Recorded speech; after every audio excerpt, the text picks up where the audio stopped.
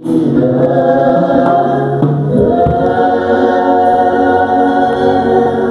que tu as promis, Seigneur, dans ta parole, et là où 2 ou 3 sont assemblés en mon nom, que tu es au milieu. Tu l'as dit, Seigneur. Et tu es fidèle à ta parole. Et nous croyons que ce matin, assemblés en ton nom, tu es pleinement présent parmi nous, au roi, pour régner, Seigneur, pour nous influencer, pour nous sauver, pour nous guérir, pour nous visiter, pour nous délivrer, pour nous faire du bien, notre Seigneur. Merci pour ce temps merveilleux passé devant ton saint trône, au roi, et contemplant, t'adorant et te louant. Merci pour ton peuple béni. Merci pour nos familles bénies. Merci pour cette nation que tu bénis. Merci pour ce culte que tu bénis, afin que, ô roi, non pas ce que nous voulons, mais que ta volonté soit faite. Au nom de Jésus-Christ. Amen. Amen. Bonjour à tout le monde. Soyons tous les bienvenus dans la présence de notre Père Céleste, qui nous a jugés fidèles d'être admis dans sa présence. Ce qui n'est pas toujours une habitude, mais le renouvellement de ses bontés à notre égard. Comme il est écrit que les bontés de Yahweh ne sont pas épuisées, et ses compassions ne sont pas à leur terme. Elle se renouvelle chaque matin, chaque jour pour ceux qui l'aiment. Et ça fait longtemps que je me suis tenu debout devant vous un dimanche pour partager la parole de Dieu. Si je me rappelle, la dernière fois, c'est le 31 août que j'étais debout pour partager la parole. Et je rends grâce à Dieu pour ses serviteurs qui, à tour de rôle, ont béni l'assemblée. Ils ont semé, ils ont arrosé. Et nous prions que le Seigneur fasse croître tout ce qui a été ensemencé. Parce que la croissance est l'œuvre du Seigneur. Le résultat, c'est l'œuvre du Seigneur. Nous, notre responsabilité se limite à s'aimer et arroser. Mais le Seigneur, c'est lui qui fait croître la semence qui a été sémée et arrosée. Et nous bénissons sur le Seigneur pour les cœurs disposés ce matin. Parce que ça sent que les cœurs sont disposés. Malgré les temps difficiles, malgré les fardeaux, les inquiétudes, mais que nous puissions nous efforcer à surmonter nos problèmes pour célébrer le Seigneur. Alléluia. Si ça dépendait de mon corps, je restais à la maison. Où j'arrivais, je restais assis. Parce qu'il y a quelques pieds qui sont pannes. Mais quand on se tient devant Elohim, on dit à notre douleur, on dit à nos problèmes, moi je suis venu pour contempler le Seigneur. Alléluia. C'est le but pour lequel nous sommes là, frères et sœurs.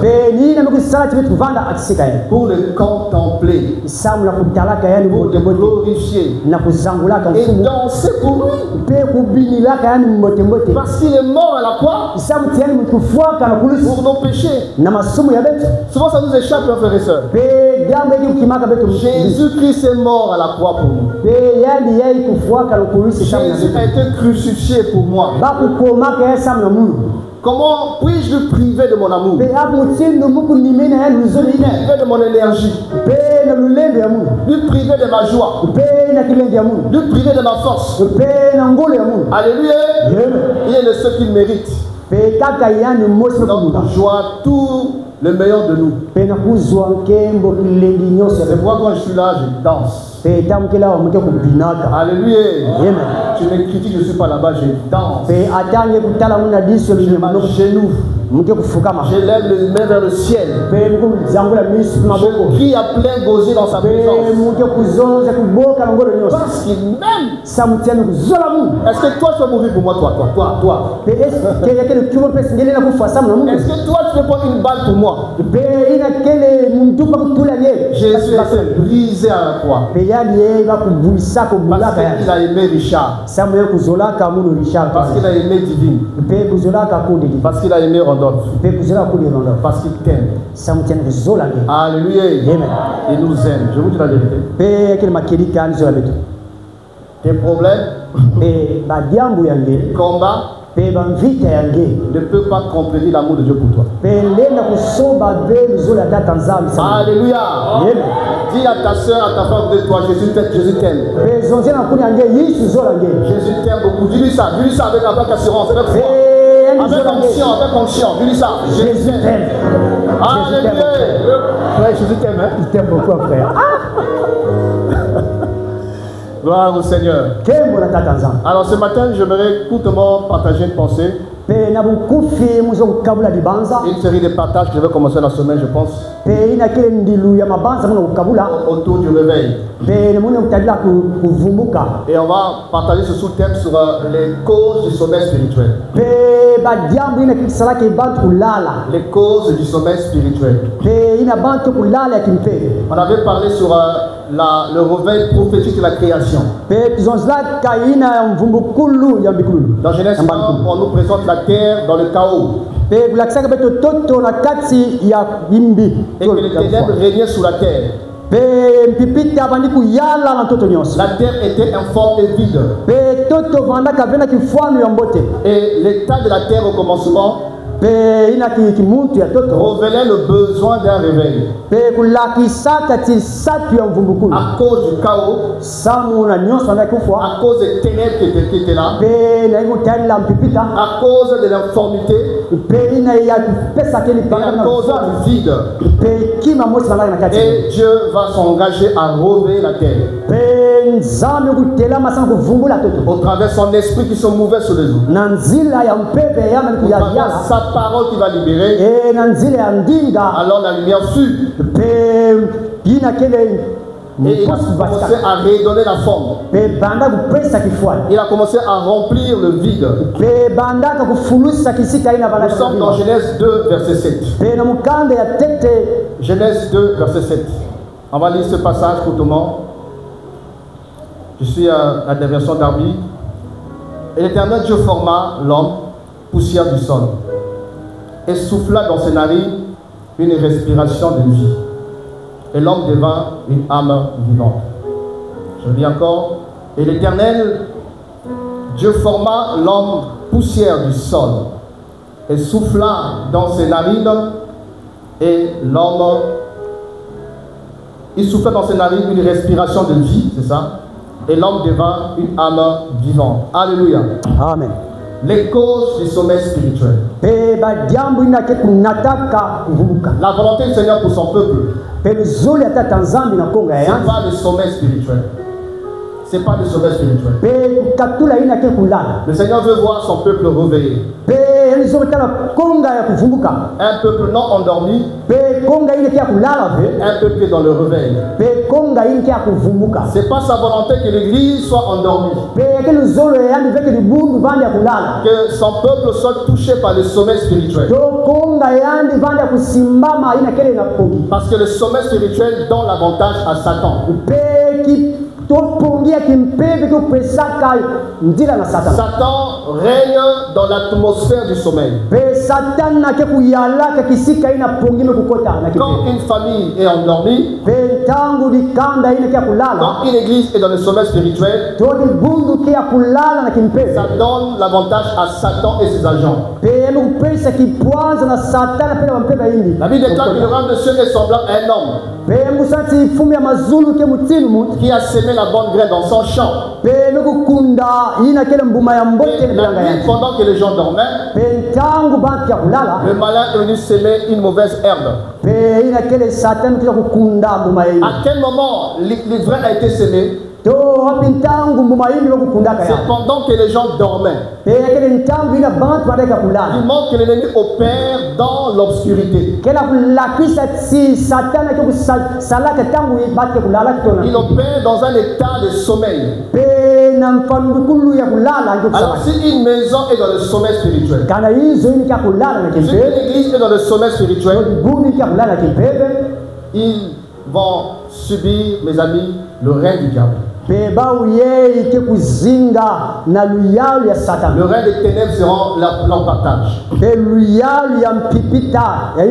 pourquoi nous ne cesserons de parler du réveil. Parce que notre Dieu n'est pas un dormeur. Alléluia.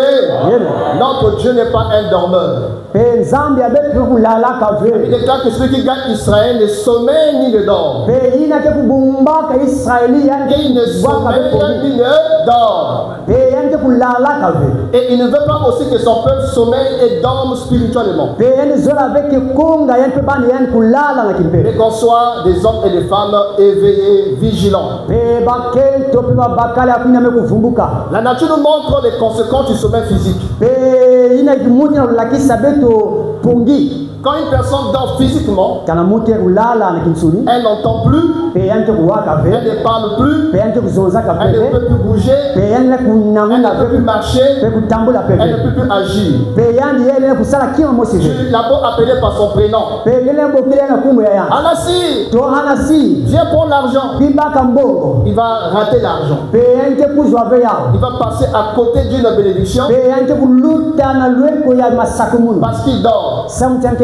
Si on l'attendait quelque part, à une heure fixe, pour voilà un avantage quelconque,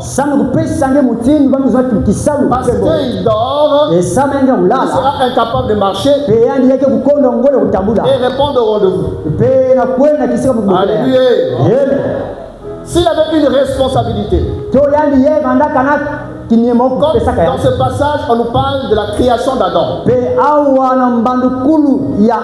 Et Dieu a pris la poussière.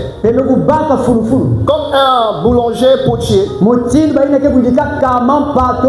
il a commencé à façonner l'argile. Il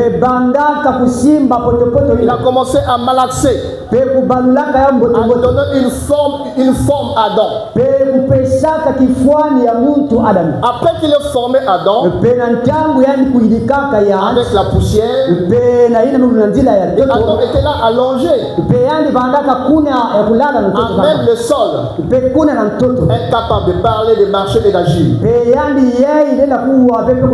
Alors que Adam a été créé pour une mission particulière. Adam a été créé pour de grandes responsabilités. Adam avait à lui un grand appel. Un appel à être le chef de la race humaine.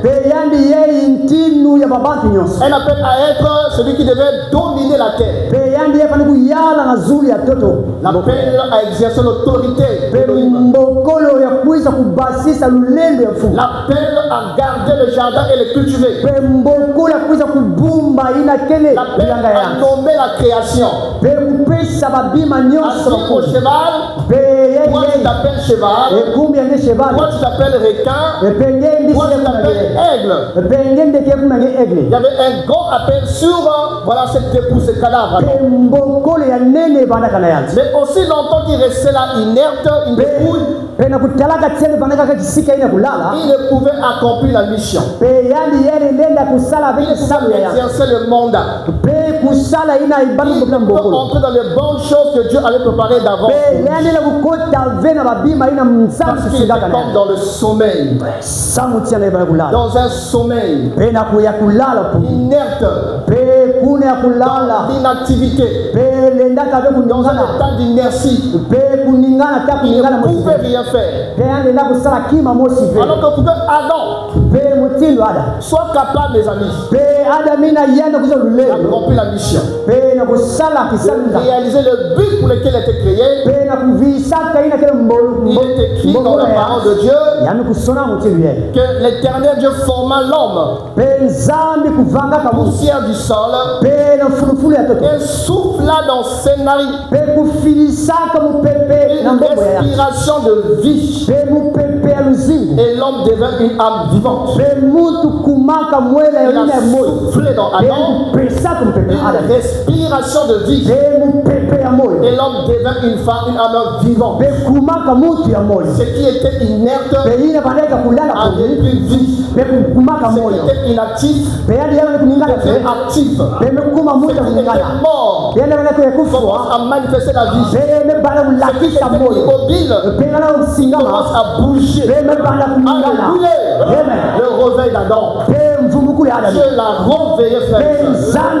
Parce que sans le réveil, sans la respiration de vie, il pouvait accomplir la mission. Il ne pouvait, mes amis, manifester l'autorité. Il ne pouvait accomplir la mission. Pour laquelle Dieu l'avait appelé, frère et sœurs.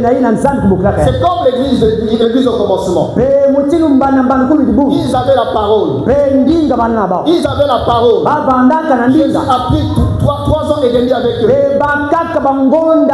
Les enseignants des équipements. Après la résurrection, il a poursuivi la mission d'équipement. Il a continué à enseigner. Ensuite, il leur a dit, attendez, pas de précipitation, parce que vous devez être réveillés. Alléluia. De même qu'Adam devait attendre le souffle, l'Église attend le souffle. De même qu'Adam était là inerte, l'Église doit rester dans la présence de Dieu. Que le souffle soit insufflé en toi. Alléluia. Parce que l'Église, tu as une mission sur la terre. L'Église, tu es appelé à être celle de la terre. Tu es appelé à être la lumière du monde. Tu es appelé à démontrer le royaume sur la terre.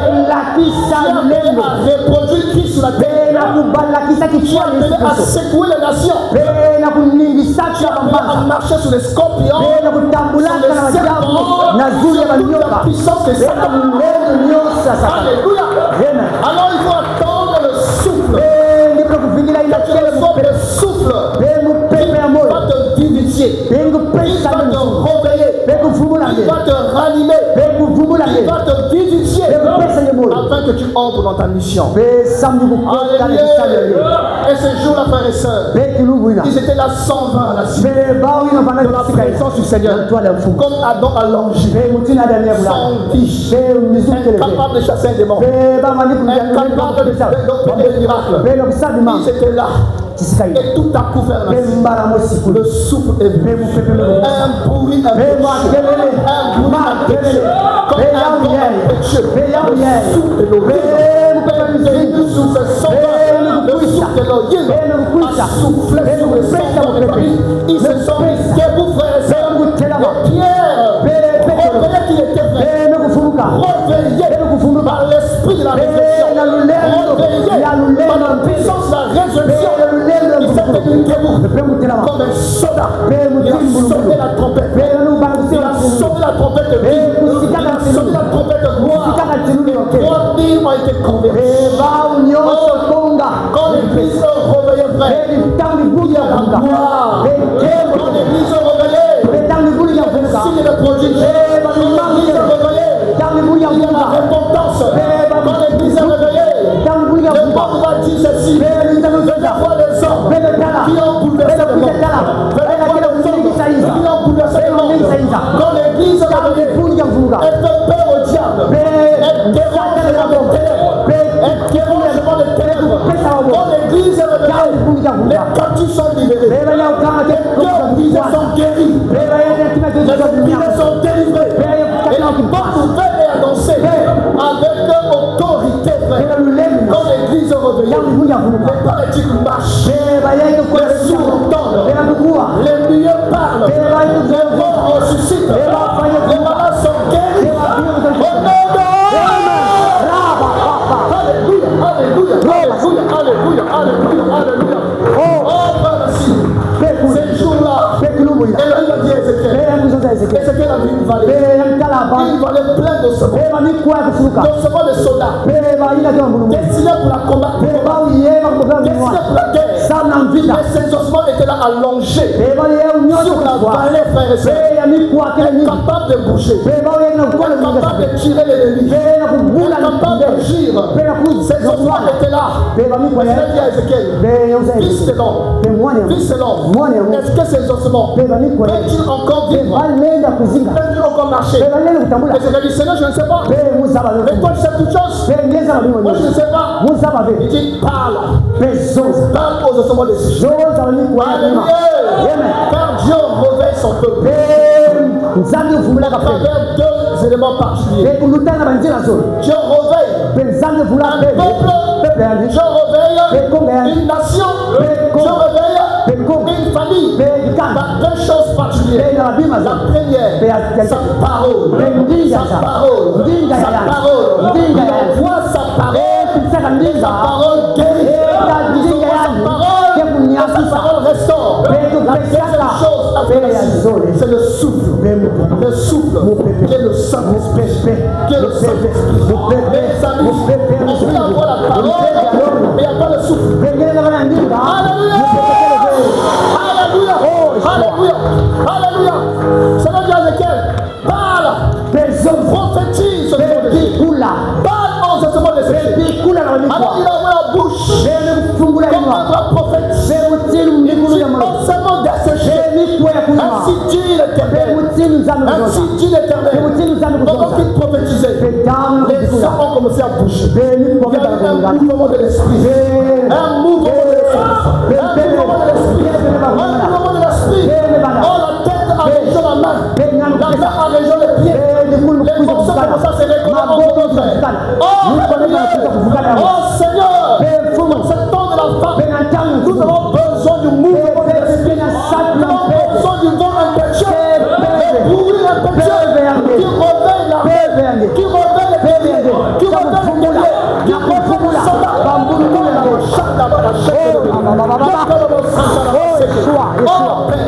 Oh les amis, les choses se sont récollées. La chair a pris place.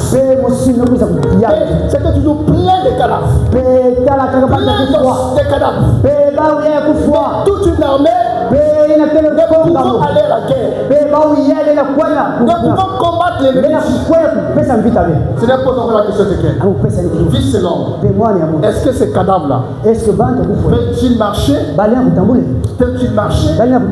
Et c'est qui dit, ah Seigneur, moi je ne sais pas. Et toi tu sais toutes choses. Il dit alors parle à l'esprit. Parle à l'esprit. Il a dit esprit. Esprit entre dans ses eaux, dans ses cadavres. Et l'esprit est venu. L'esprit est entré dans ses cadavres. Et à fur et à mesure, les soldats commencent à se mettre. Chacun commence à se réveiller. Les gens se réveillaient. Et c'était toute une armée. Bien équipée, frères et sœurs. Toute une armée de soldats. Prêts pour la bataille. Prêts pour le combat. Prêts pour remporter la victoire. Alléluia. Oh, réveille-toi, toi qui dors. Et Christ éclaira. Réveille-toi, toi qui dors. Christ éclaira. Parce que quand on parle du sommeil, c'est une vie de péché. Quand on vit dans le péché, nous sommes dans le sommeil. Le sommeil, c'est la paresse. Le sommeil, c'est la négligence. Le sommeil, c'est la distraction. Le sommeil, c'est la déconnexion avec le cœur du Père. Le sommeil, c'est le fait que la lampe des cœurs se sont éteintes. Le feu s'est éteint sur l'autel. On parle du réveil quand le feu brûle sur l'autel. Dieu avait dit au sacrificateur que le feu ne s'éteigne pas sur l'autel. Il devait veiller à ce que le feu continue à briller. Le feu continue à brûler. Est-ce que le feu brûle en toi? Est-ce que ta lampe brille encore? Quelle est la qualité de ta vie de prière? Quelle est la qualité de ta relation avec le Seigneur? Quelle est la qualité de ta vie de méditation? Quelle est la qualité de ta communion avec Jésus? Quelle est la qualité de l'intérêt de ton cœur à l'égard du royaume? Là est le réveil. Il y a le fardeau. Alléluia. Il y a le fardeau. Là est le réveil. Il y a le zèle. Le zèle de la maison de Dieu. Devant notre cœur. Là est le réveil. Il y a la passion. Là est le réveil. Il y a la puissance de Dieu. La puissance de Dieu. Oh Adam, réveille-toi. Laisse que par cette parole, coup de parole, que les Adam ce matin qui sont endormis soient réveillés. Laisse que par ce culte, par ce message, toi qui as perdu le feu, toi qui as perdu la crainte de Dieu, toi qui as perdu le fardeau, toi qui as perdu la haine du péché, toi qui as perdu l'amour de la vérité, toi qui as perdu la consécration, toi qui as perdu la vie de sainteté et de sanctification, toi qui as perdu l'amour fraternel, toi qui as perdu la vie d'église, toi qui as perdu l'amour de la vérité, le Seigneur te ramène ton cœur. Parce qu'il y a des gens qui dégagent la mort ce matin. Il y a des gens qui puent la mort ce matin. Il y a des gens qui puent le sommeil ce matin. Mais le Seigneur te dit ce matin, reviens-toi, toi qui dors. Reviens-toi. Et Christ s'écrira. Il n'est pas content de te voir dans le sommeil. Quelles sont les différentes causes qui peuvent entraîner au sommeil? On va dire 3 ou 4 choses. Nous sommes dans 2 Samuel chapitre 11. 2 Samuel chapitre 11.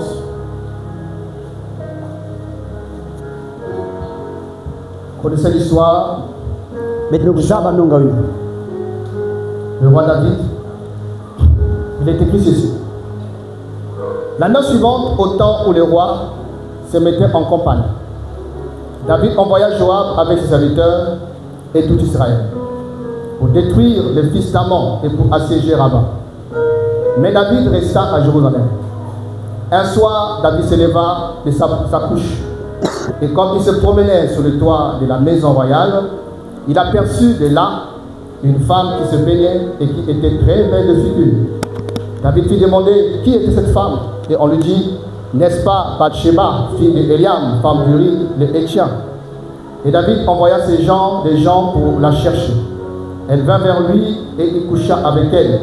Après s'être purifiée de sa souillure, elle retourna dans sa maison. Amen. Amen. Par ce texte, nous voulons dégager 3 ou 4 choses en lien avec le sous-thème, à savoir les causes du sommeil spirituel. C'est vrai que David était un homme exceptionnel, que le Seigneur avait beaucoup aimé, qui avait reçu un appel authentique à la royauté. Et Dieu l'appelait l'homme selon son cœur. Mais il y a eu un temps, il n'a pas veillé. Il n'a pas veillé sur son cœur. Et il a été touché par le sommeil spirituel. Après le passage, à cette époque, le roi allait en campagne. Donc c'était une période de conflit, de guerre. Et lui étant le roi, il devait être un modèle. Accompagner les troupes au front de la bataille. Alors la Bible dit que David va préférer rester chez lui. Alors c'était le temps où les rois allaient en campagne. Sa place était avec l'armée pour défendre l'intégrité territoriale, pour défendre la souveraineté de la nation. Mais par paresse, par négligence, il a préféré rester chez lui siestant, se baladant. Et là, il va apercevoir une femme qui se baignait. Et au lieu de s'arrêter seulement au regard, il va aller au-delà du regard en satisfaisant son désir. Il va partir à cette femme. Il va tomber dans le mensonge, dans la manipulation. Il va jusqu'à tuer le mari de cette femme. Et qu'est-ce qui a occasionné tous ces maux? La paresse, la négligence entraîne au sommet spirituel. Quand nous sommes négligents, surtout dans les choses du royaume, surtout dans les choses spirituelles, le sommeil frappera à la porte de ton cœur. Parce que le sommeil est aussi caractérisé par la paresse. Parce que quand on dort, il doit travailler, non? Quand on dort, il y a l'inaction. Il y a l'inactivité, on ne peut rien faire. David avait à faire, mais il a préféré ne rien faire. David avait une occupation, une obligation, une responsabilité, mais il a préféré écouter sa chair. Et ça lui a coûté son trône et tellement de choses. La Bible dit, ayez du zèle et non de la paresse. Ayez du zèle et non de la paresse. Le zèle par rapport à ta relation personnelle avec le Seigneur. Le zèle en rapport aussi avec l'œuvre du Seigneur. Maudit soit quiconque fait l'œuvre de Dieu avec négligence. La Bible dit, sont maudits quiconque est négligent aux choses du Seigneur. Il y a certaines malédictions, mes amis, on a qu'à laisser les démons tranquilles. Vos sorciers, il faut laisser tranquille. Dieu t'a confié un travail. Dieu t'a confié une mission, un fardeau, un don, un ministère. Et il y a besoin que tu sois diligent et zélé pour le Seigneur. Alléluia.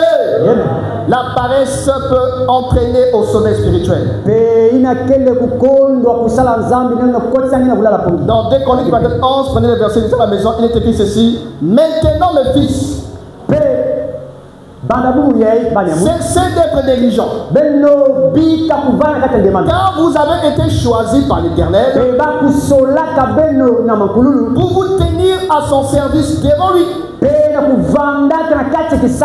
pour être ses serviteurs et pour lui offrir des parfums. 2 Chroniques 11. Maintenant mes fils, maintenant mes filles, maintenant mes ouvriers, maintenant mes disciples, cessez d'être négligents, cessez d'être paresseux. Un peu de sommeil, un peu croiser les bras. La Bible dit que le sommeil te surprendra, la pauvreté te surprendra. Un peu de sommeil, un peu croiser les bras pour dormir, et la pauvreté te surprendra. Il y a aussi la pauvreté spirituelle, la sécheresse spirituelle va te surprendre parce que tu as toléré un peu de sommeil, croiser les bras, rester dans l'inactivité. Ça a entraîné David au déclin de sa foi. Alléluia. La paresse. et la négligence font partie des choses qui peuvent entraîner au sommeil. On peut aussi ajouter les œuvres de la chair, car il n'a pas discipliné son corps. Il a donné à sa chair l'avantage. Il n'a pas marché par l'esprit, mais il a marché par la chair. Il est écrit marcher par l'esprit, mais vous n'accomplirez pas les œuvres de la chair. Nous sommes invités à nous dépouiller de la chair et de ses convoitises trompeuses. Car si nous sommes négligents dans le traitement de notre chair, la discipline de notre corps, assurément tu dormiras. Alléluia. La Bible dit que l'affection de la chair produit la mort. L'affection à la chair produit la mort. La mort spirituelle qui est l'image aussi du sommeil spirituel. Oh, notre ami Paul, notre aîné Paul, avec toute la gloire, toutes les grâces qu'il avait, il ne cédait pas à la paresse et à la négligence. Il a dit quelque part, je traite durement mon corps, je me tiens assujetti, de peur qu'avant d'avoir péché aux autres, que je sois désapprouvé par le Seigneur. David n'a pas été rigoureux avec sa chair. Il a écouté la voix de la chair. La chair qui parle toujours. Je veux le sexe. Je veux la bière. Je veux ceci, je veux cela. Ils ne sont pas opposés à des voix compromettant la chair. Et ça l'a entraîné au sommet spirituel. Vous connaissez les conséquences de ce péché. Il va perdre le trône. Pendant un temps, il va perdre le trône. L'inceste va entrer dans sa maison. La mort va commencer à frapper sa maison. Il va connaître un temps d'humiliation. Parce que quelqu'un n'a pas su discipliner un désir. Parce que quelqu'un n'a pas pu discipliner une envie. Souvent on dit Dieu pardonne. Mais le pardon n'annule pas les conséquences du péché. Alléluia. Dieu avait pardonné David, mais le pardon divin n'a annulé les conséquences. Alléluia. Deuxième chose, parlons des causes du sommeil spirituel. Nous sommes dans Exode 32. Alléluia. On est là. Exode 32. On va prendre juste le verset 1. Le chapitre, c'est intéressant. La Bible dit ceci. Et quand le peuple vit que Moïse tardait à descendre de la montagne, le peuple s'assembla auprès d'Aaron et lui dit: lève-toi, fais-nous un Dieu qui aille devant nous, car c'est Moïse cet homme qui nous a fait monter du pays d'Égypte. Nous le savons, ce qui lui est arrivé.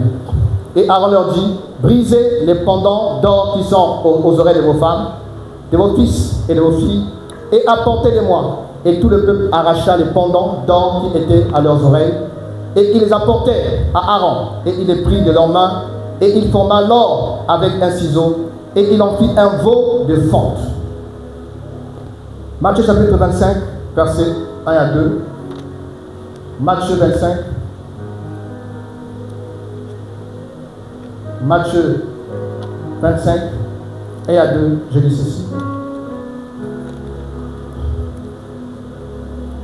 Alors le royaume des cieux sera semblable à 10 vierges qui ont pris leur lampe sortie à la rencontre des époux. Et 5 d'entre elles étaient prudentes et 5 folles. Celles qui étaient folles, en prenant leur lampe, ne prirent pas d'huile avec elles. Mais les prudentes prirent de l'huile dans leur vaisseau avec leur lampe. Or, comme l'époux tardait, elles s'assoupirent toutes et sont dormies. Matthieu 24, 45. Matthieu 24, 45. Je dis ceci. Qui donc est l'esclave fidèle et prudent que son maître a établi sur les domestiques de sa maison pour leur donner leur nourriture au temps convenable? Bienheureux est cet esclave-là que son maître, lorsqu'il viendra, trouvera faisant ainsi. En vérité, je vous le dis, qu'il l'établira sur tous ses biens. Mais si ce méchant esclave-là dit en son cœur, mon maître tarde à venir, et qu'il se mette à battre ceux qui sont esclaves avec lui, et qu'il mange et boive avec les ivrognes, le maître de cet esclave-là viendra en un jour qu'il n'attend pas. Amen. Alors, nous avons parlé sur la paresse, la négligence et le péché d'ordre de la chair, qui font partie des choses qui peuvent endormir les enfants de Dieu. Et dans ces trois passages, il y a un point commun. Le point commun, c'est que c'est le verbe tarder. Moïse monte sur la montagne, convoqué par le Seigneur. Et là, il va être retenu pendant 40 jours et 40 nuits dans la présence du Père. Et le peuple, à cause de l'impatience, constatant que Moïse ne descendait pas, ils vont demander à Aaron de leur fabriquer un Dieu visible. Et la Bible dit que quand Moïse tardait à descendre, parce que Moïse tardait à descendre, l'assemblée s'est livrée à l'apostasie. L'assemblée s'est endormie dans l'idolâtrie. L'assemblée d'Israël s'est relâchée dans la distraction. Il est écrit que le peuple s'est levé pour boire et manger. Et ils se sont livrés dans le divertissement. Parce que Moïse tardait à descendre. Et dans Matthieu 25, on parle de 10 vierges qui étaient parties pour aller rencontrer l'époux. Et la Bible déclare que comme l'époux tardait, comme Moïse tardait, comme l'époux tardait. Et le troisième, c'est un serviteur établi par un maître. Tu vas dire, bon, voilà ce que tu dois faire en mon absence. Tu dois faire ceci, tu dois faire cela. Alors, puisque le maître tardait à monter, il va se livrer à boire, à manger avec les impudiques, avec les pécheurs. Il va commencer à maltraiter les ouvriers qui étaient là. Pourquoi quelqu'un tardait à venir? Moïse sur la montagne, c'est l'image de Christ, alléluia, qui est parti au ciel. Les apôtres ont été les témoins de l'ascension. Ils ont vu le Seigneur monter sur la montagne, le ciel. Et il nous a dit de l'attendre. Et nous sommes au bas de la montagne, sur la terre. On attend que Moïse descende. Mais dans ce temps où nous sommes, frères et sœurs, puisque Moïse tarde à descendre, qu'est-ce qui se passe au bas de la montagne? C'est la distraction, c'est le relâchement, c'est le sommet spirituel, c'est l'idolâtrie. On se met à toucher l'assemblée d'Israël. Alors ici, la cause c'est quoi? La perte de l'espérance. La perte de l'espérance.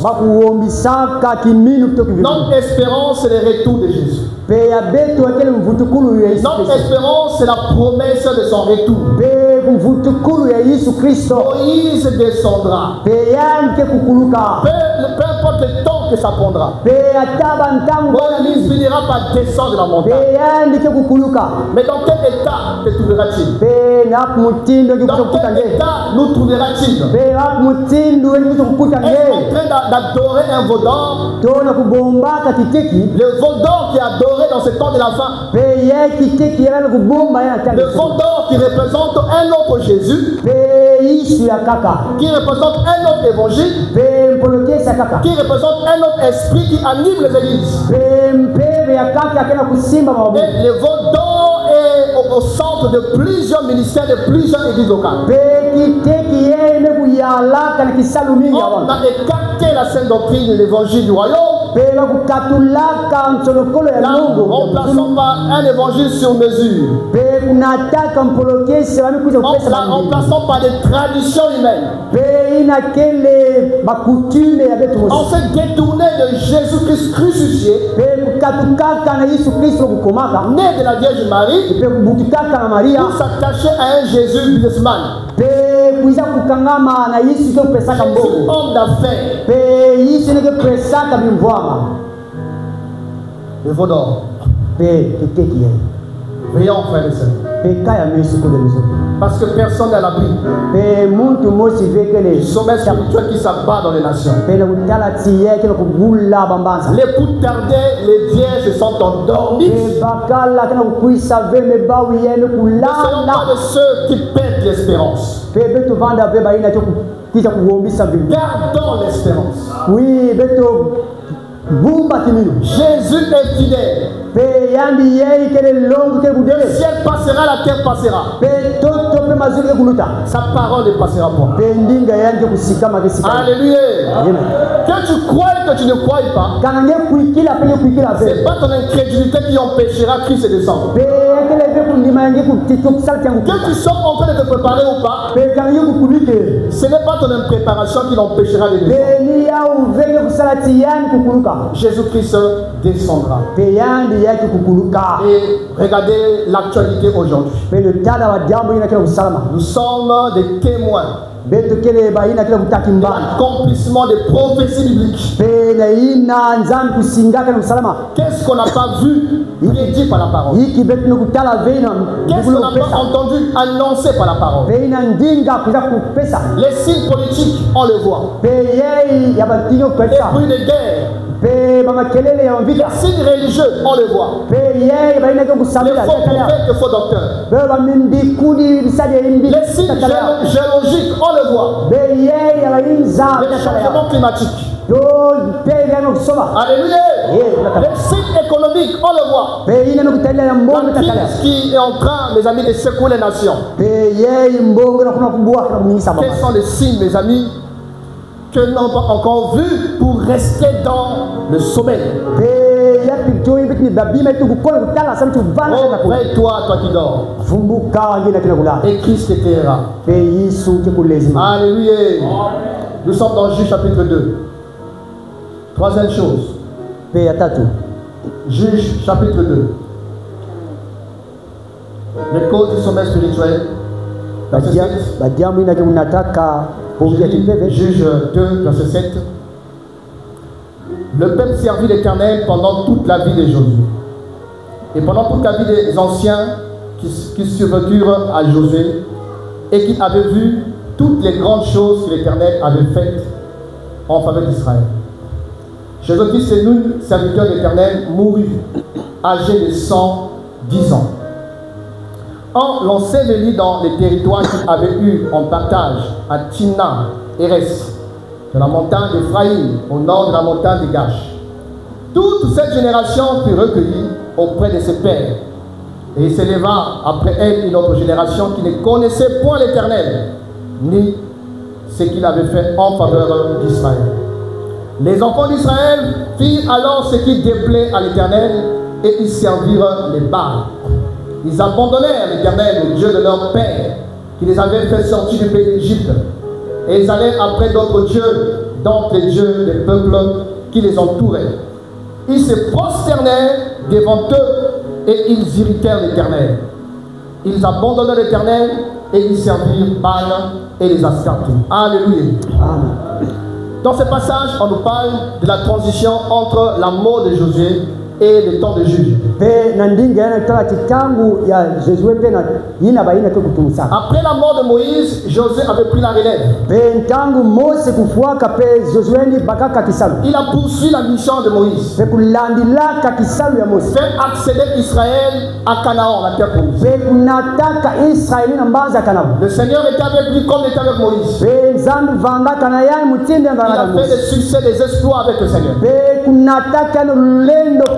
À la fin de sa vie, il va dire à tout Israël, si vous voulez servir les Baals, vous êtes libre. Si vous voulez servir la santé, vous êtes libre.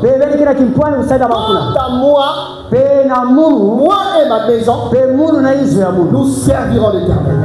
C'est l'héritage qu'il a laissé à Israël. Servez l'Éternel, adorez l'Éternel, craignez l'Éternel, consacrez-vous à l'Éternel. Comme moi toute ma vie, moi et ma maison, nous avons servi, adoré et glorifié l'Éternel. Et Josué est parti. Les anciens qui ont travaillé avec lui aussi sont partis. Et une nouvelle génération s'est levée. Une génération ignorante de la personne de Dieu. Qui ne connaissait pas Elohim. Qui ne connaissait pas les exploits que Dieu avait fait pour Israël. Alors cette génération va sombrer dans le sommeil. Ils vont abandonner Yahweh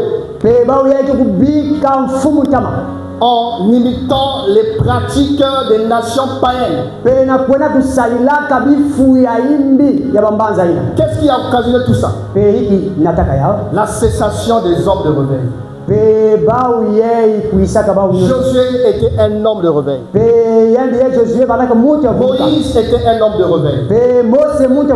Les anciens qui ont travaillé avec Josué étaient des hommes de réveil. Aussi longtemps que Josué était là, Israël était influencé. Josué inspirait le modèle. Il était une référence. Il était comme une lampe qui montrait le chemin.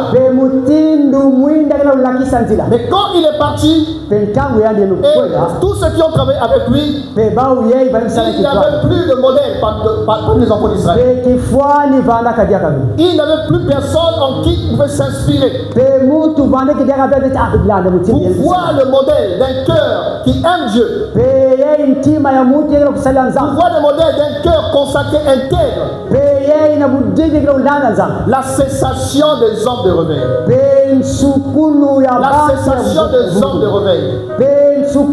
Ça peut entraîner aussi, les amis, une catégorie de personnes dans le sommeil spirituel. Nous avons besoin des hommes et des femmes modèles. Nous avons besoin des hommes et des femmes qui communiquent, mes amis, la vie. Nous avons des hommes et des femmes qui sont comme des sentinelles. Des sentinelles qui sont censées sonner la trompette. Des sentinelles qui sont censées avertir. Montrer le chemin. Réprimander, corriger. Des sentinelles, des hommes et des femmes en qui la nouvelle génération peut s'inspirer. Ta vie inspire quoi? Dans ta famille. Ta vie, ta marche inspire quoi? Dans l'assemblée. Es-tu une référence de piété? Es-tu une référence de la consécration? Es-tu une référence de la crainte de Dieu? Es-tu une référence des cœurs qui aiment Jésus? Alléluia. Amen. Et un jour, la semaine ici, j'étais choqué. Je suis venu à la réunion et j'ai vu un couple. qui est rentré dans le temps comme ça, tout en sueur. Je dis, oh, mais qu'est-ce qui se passe? Il dit, non, on a couru. Parce qu'on ne voulait pas être en retard à la réunion. Donc, lui et sa femme, ils ont transpiré. Constatant que l'heure était arrivée, 17h pile déjà. Ils ont couru. Et regarde. Dans mon cœur, je dis, il y a encore des gens comme ça là. Alléluia. Parce que c'est des choses qu'on a vues il y a longtemps dans les années 90. Dans les années où on est converti là. J'ai dit, il y a encore des gens comme ça qui honorent Dieu jusqu'à ce point. Mais courir et transpirer parce qu'il ne veut pas être en retard. Alléluia. Et comment on ne peut pas s'inspirer et être encouragé par de tels témoignages? Un tel engagement. Alléluia. Ta vie inspire quoi? La qualité de ta marche chrétienne inspire quoi? Est-ce que tu es une sœur sur laquelle les nouvelles sœurs peuvent s'inspirer? Est-ce que tu es un jeune sur lequel les jeunes qui vont arriver peuvent s'inspirer? Est-ce que tu es mari, un ancien, un prédicateur, un chanteur en qui on trouve un modèle? Pour dire à Timothée, sois un modèle. Parmi les fidèles, en parole, en foi, en conduite, en amour, sois un modèle. Josué était un modèle. Et aussi longtemps qu'il était là, Israël a marché sur les rails. Israël a continué à aimer Dieu. Israël a continué à craindre le Seigneur. Mais quand il est parti, le sommeil a frappé la nation. Toi qui es réveillé aujourd'hui, toi qui es une source d'encouragement, garde la flamme. Ne change pas. Parce que Joseph est mort physiquement, mais on peut aussi mourir spirituellement. On est là, mais il n'y a plus rien. On commence à parler sur au passé simple. Au passé quoi? Hein? Au passé quoi? Oh, quand nous étions. Moi, quand j'étais. Oh, moi. J'ai dégagé le feu. Moi, quand je priais, c'était terrible. Moi, je ne pouvais pas dormir sans évangéliser. Moi, je ne pouvais pas faire toute une journée sans mettre la parole de Dieu. Tout est au passé et au présent. Nous faisâmes, nous allâmes, nous prêchâmes, nous chantâmes, nous dégageâmes le feu, nous craignâmes Dieu. Rien que le passé, mais le présent à voir. Alléluia. Revêt-toi, toi qui dors. Et Christ éclairera. Maintenant, une dernière chose. Je pourrais continuer prochainement dans notre séance. Dans ce dernier point, nous sommes dans 1 Samuel 27, verset 1. 1 Samuel 27, verset 1.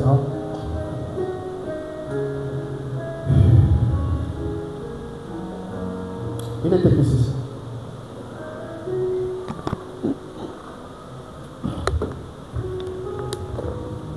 Quelqu'un peut dire la foule? Un volontaire?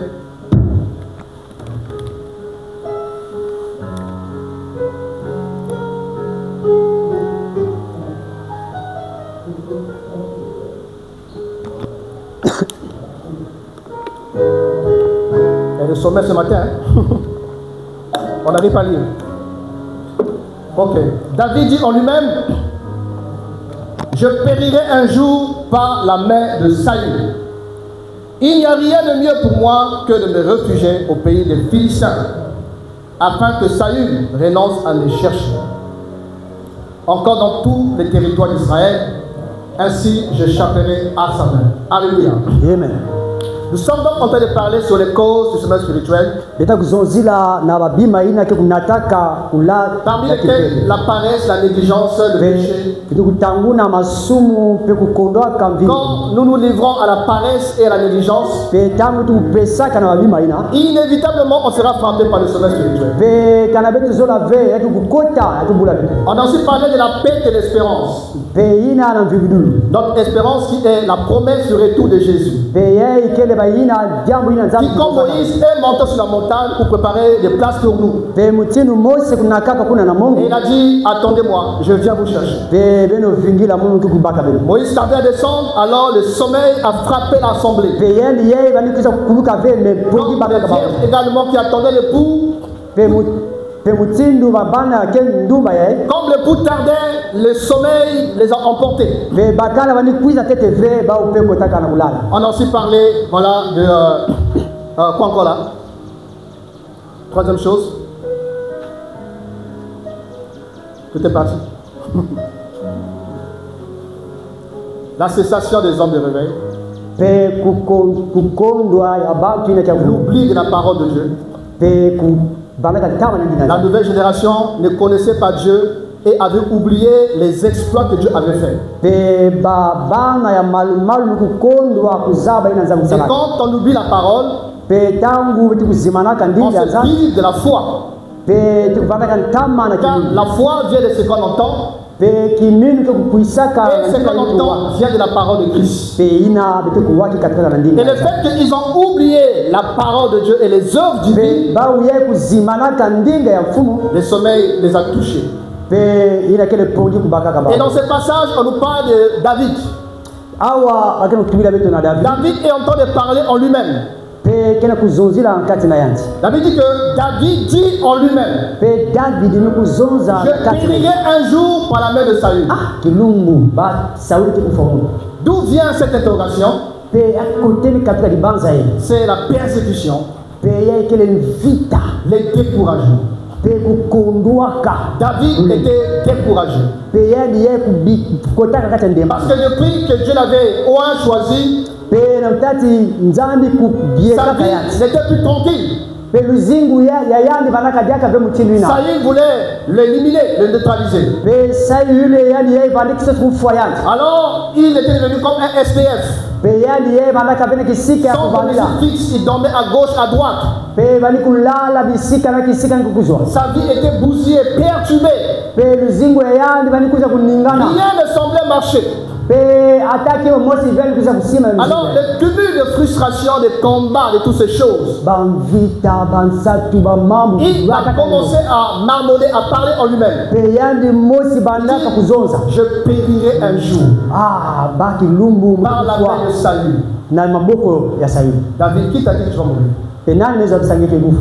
Qui t'a dit que tu périras? As-tu oublié ce que Dieu a dit? As-tu oublié les promesses que tu as reçues? As-tu oublié que tu es le futur prince d'Israël?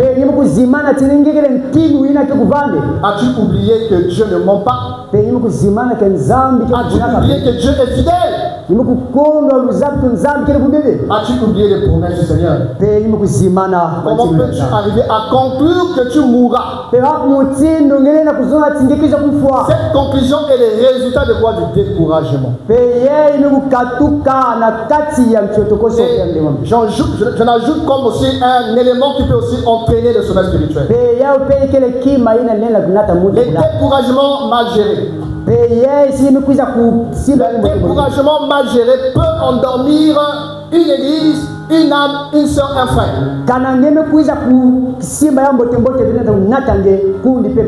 Et c'est une arme entre la main du diable, pour déstabiliser la marche des enfants de Dieu. Le diable s'en sert souvent pour déstabiliser ta marche. En te présentant des choses qui ne marchent pas. On attire l'attention sur des choses qui n'avancent pas. Et quand tu regardes à gauche, à droite, tu ne vois que le noir. Tu ne vois que l'échec. Tu ne vois que, voilà, la confusion. Et si tu ne veilles pas, tu vas commencer à sombrer. Parce qu'il y a un cœur découragé. Père, la vie de prière. Un cœur découragé aura du mal à prier. Aura du mal à obéir à Dieu. Aura du mal à aimer. Aura du mal à lire la Bible. Alléluia. Amen. Et nous sommes dans un temps où le monde de plus en plus est déstabilisé par des situations qui vont la joie. On voit de plus en plus des AVC dans notre société. Les gens sont stressés. Les cœurs sont remplis d'inquiétude, d'angoisse et de détresse. Non pas seulement que ça peut toucher le spirituel, mais ça peut aussi toucher notre physique. Alléluia. C'est pourquoi la parole nous encourage à la confiance à Dieu.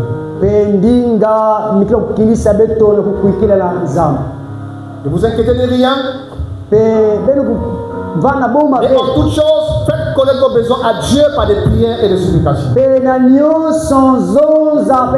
Apprenons à nous décharger sur le Seigneur. Apprenons à faire confiance à Dieu. Apprenons à nous décharger de tous nos fardeaux. Ne pas être écrasé par le poids de la vie. Le poids de la vie qui peut t'éloigner de la présence de Dieu. Le poids de la vie qui peut t'endormir au point où Dieu parle, tu n'entends plus. Regardez les disciples de Maïs. Ils étaient découragés le fait que Jésus-Christ était mort. À cause du découragement, ils ont oublié les prédications. Ils ont préparé qu'il devait mourir et ressusciter le troisième jour. Pour eux, c'était fini. Il est mort, enterré. Il n'y a plus rien, il n'y a plus d'espoir. Qui t'a dit que c'est fini? Qui t'a dit que c'est fini? Qui t'a dit que ça ne marchera pas? Qui t'a dit que tu ne guériras pas? Qui t'a dit que tu ne vas pas te marier? Qui t'a dit que tu ne vas pas travailler? Qui t'a dit que tu ne seras malheureux? Qui t'a dit que ta situation ne va pas changer? C'est fini. Et celui pour qui ils ont de parler ce jour à eux, mais tellement accablé par l'angoisse, accablé par le découragement, leurs yeux étaient voilés. Parce que le sommeil nous ferme les yeux. Le sommeil te bouche les oreilles. Le sommeil te paralyse au point que tu ne marches plus. Le sommeil te déconnecte du Seigneur. Il a pas la question, mais sur qui est en train de nous parler? Vous parlez de qui? Il dit, ah, mais c'est toi aussi vraiment. Ah, les gens ont leurs problèmes. Tu viens nous embrouiller. Tu es le seul qui habite à Jérusalem et qui ne sait pas ce qui est arrivé. Qu'est-ce qui est arrivé? Ah, mais monsieur, vraiment, il y a du alléluia. Ce qui est arrivé à Jésus Nazareth, cet homme puissant en parole, regardez, nous espérions Nous espérions le passé. Nous espérions que c'est lui qui sauverait Israël. Mais là, c'est fini le tombeau. Un cœur de courage. Ils sont en contact avec la vie. Mais ils sont morts. Ils sont en contact avec la lumière. Mais ils sont dans les ténèbres. Ils sont en contact avec la vérité. Avec la joie. Mais ils sont tristes. Alléluia. Et découragés. Ça peut te voiler. Que Dieu restaure les cœurs ce matin angoissés. Alléluia. Sois fortifié. Courage. Jésus t'aime. Il est au contrôle. Dis à ta soeur, ton frère à côté là, il est au contrôle. N'aie pas peur, ne crains pas. Si ce matin tu es arrivé découragé, que le Seigneur par ce message puisse te fortifier, te consoler. Que la consolation du Père soit le partage des cœurs. Que la consolation du Père soit le partage des cœurs angoissés. Au nom puissant de Jésus-Christ. Alléluia. La Bible déclare dans Hébreux 12, pour finir, versets 2 à 3, je sais pas, 1 à 3, Hébreux 12. Alors, il est écrit ici. Nous donc, aussi, puisque nous sommes environnés d'une si grande nuée de témoins, rejetant tout fardeau et le péché qui nous enveloppe si facilement, et courant avec persévérance dans la carrière qui nous est ouverte, ayant les regards sur Jésus, le chef et le consommateur de la foi, qui en vue de la joie qui lui était réservée, a souffert la croix, a méprisé l'ignominie et s'est assis à la droite du trône de Dieu. Considérez en effet celui qui a supporté contre sa personne une telle opposition de la part des pécheurs, afin que vous ne vous lassiez point l'âme découragée. Afin que vous ne vous lassiez point l'âme découragée. Alors pour être restauré, il est question que nous puissions avoir les regards sur Jésus-Christ. Ayant le regard sur Jésus. Ne regarde pas la montagne qui est devant toi. Regarde celui qui dépasse la montagne. Jérémie disait que quand je pense à l'absence, quand je pense à ma détresse, quand je pense à ma douleur, mon âme est abattue à moi. Aussi longtemps qu'il regardait sa détresse, sa situation, mon âme est abattue.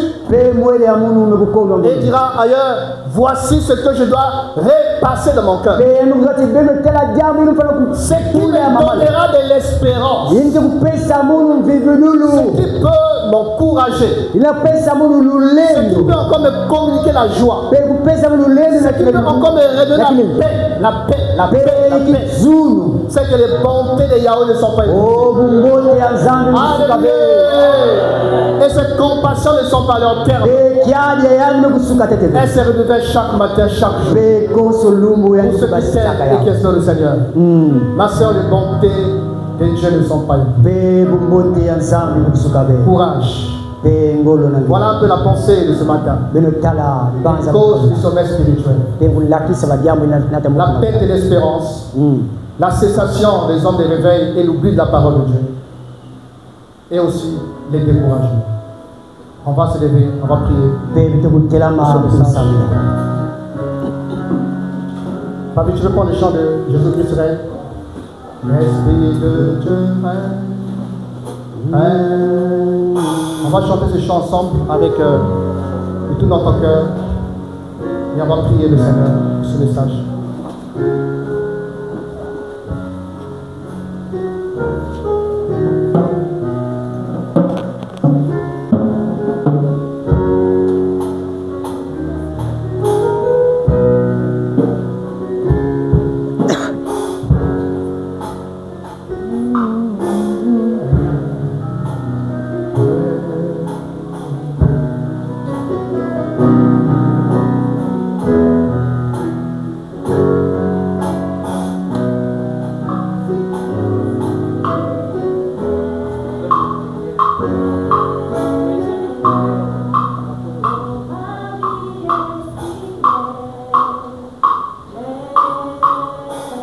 sœurs qui sont approchées, besoin de prière.